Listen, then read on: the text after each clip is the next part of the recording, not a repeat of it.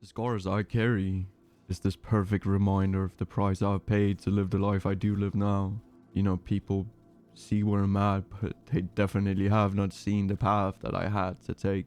You know, with my past, I had to do anything to survive, to get to the point where I'm at now, where I'm thriving. My life is just so different. It's weird to look back and think about the price I had to pay to get here, but honestly, that is what it is. That's all life is about, honestly. I don't want to look back at my life and think about all the stuff I could have done, all the things I chose not to do, and the price you pay is ultimately higher than whatever suffering comes with the journey you have to take to achieve whatever you want. I still can't believe how fast my life could change once I dropped that victim mentality.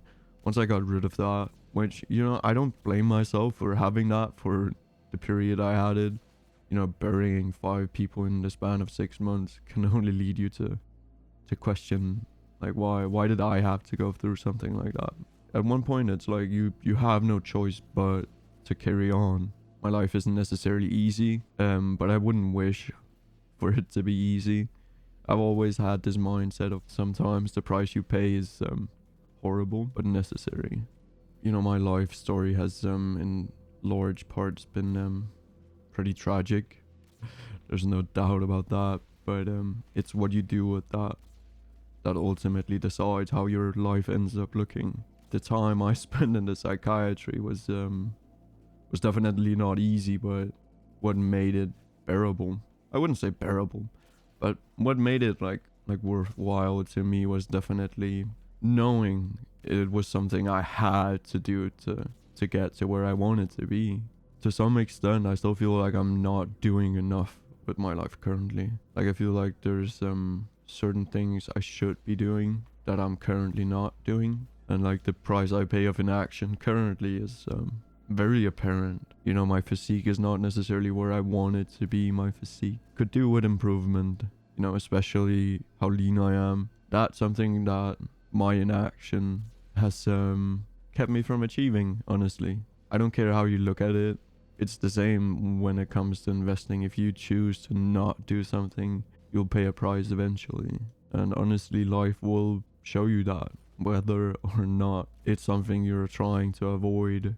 Life has a way of teaching you that the only way to honestly live a life worth living is by paying the price of what that life entails.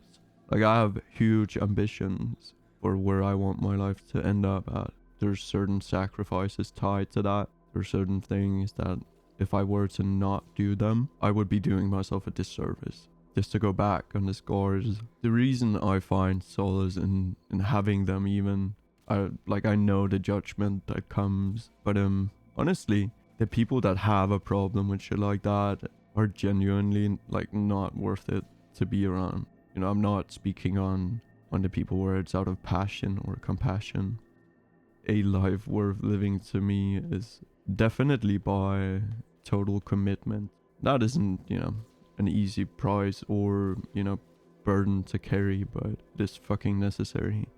This, I guess this ties into self-belief, you know, knowing I can achieve this is honestly on the back of knowing the times where I had to make it. I had to make the sacrifices. There was no other option. Like, I wouldn't be here if I hadn't been so committed to becoming healthy when it comes to the mind. That's like a different topic, but knowing the scars I carry and the meaning they have to me is all I could ask for. I think the topic of you know, not achieving your potential is incredibly fucking important, especially to people in their 20s. You know, I look around at people in uni, and not from a place of like superiority, but like I'd wish people would just like take that ultimate commission, like take that ultimate like commitment more serious to whatever goals they do have.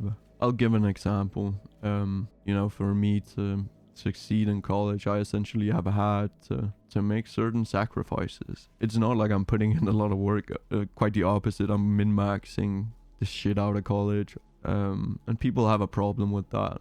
They see me and they see how laid back I am with it, but why I'm doing it in the way that I'm doing it could honestly bother me less. Especially since, like, having had that time in my life where I had to make it, you know, there was no option to fail, means I kind of carry this self-efficacy with me in everything I do. Like, the belief that I can achieve whatever goal I set out is not something that is not important.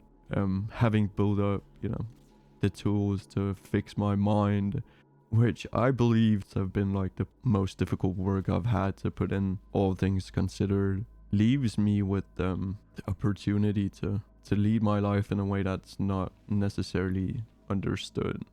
At this point, I'm just rambling. Hope you enjoyed this video, but you know, with the directions my mind takes, it's pretty difficult to stay on track.